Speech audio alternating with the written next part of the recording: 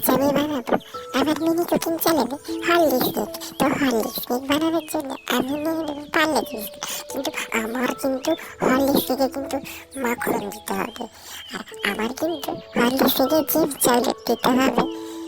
এবার আমি পরিমাণ মতো হরলিক্স নিয়ে নেব। হরলিক্স নেওয়া হয়ে গেলে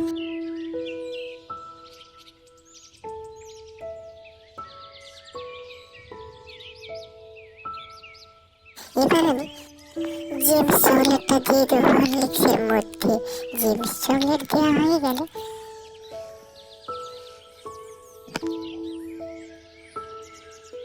কিন্তু এবার আমার মাখনটা দাও। এবার কিন্তু মাখনটা দিয়ে দেবো। তাহলে মাখন দেওয়া হয়ে গেলে জেমস চকলেটটা গুঁড়ো করে হরলিক্সের মধ্যে দিয়ে দেবো।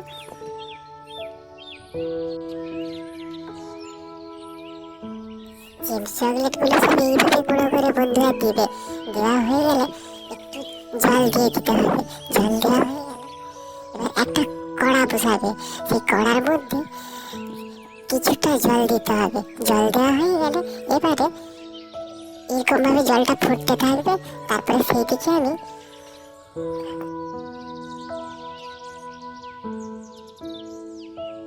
তোমার পার্লে জি বিস্কুটটা নিলাম, নিয়ে এইভাবে গুঁড়ো করে ব্যাটারটার উপর দিয়ে দেব। এবার দেওয়া হয়ে গেলে ব্যাটারটাকে খানিকক্ষণ এইভাবে আমরা পিনো করে নাড়তে থাকবো।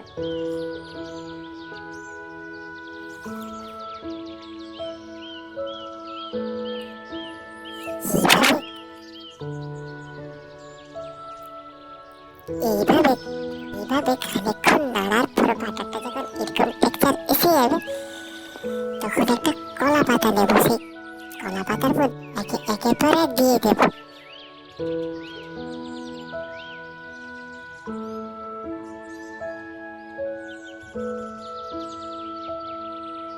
দেওয়া হয়ে গেলে এরকম করে,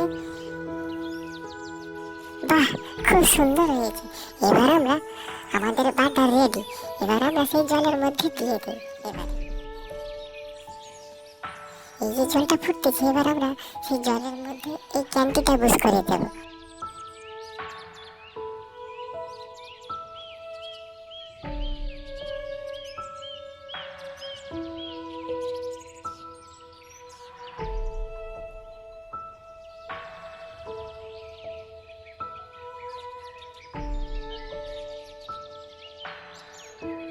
ব্যাস এইভাবে কিছুক্ষণ ফোটার পর একটা খাঁচি নিয়ে দেখবো যে কদ্দূর এগোলো।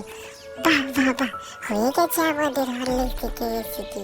আর খানিকক্ষণ হলে বন্ধুরা চট জলদি বানিয়ে ফেলেন এইভাবে হরলিক্স কেক। তো এটা আমার মিনি হরলিক্স